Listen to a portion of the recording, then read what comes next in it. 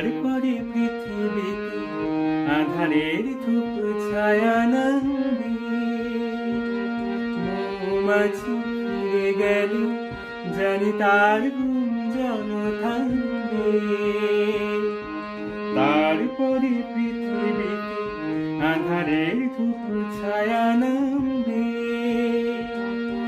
মৌমাছি ফিরে গেলে জানি তার গুঞ্জন থামবে।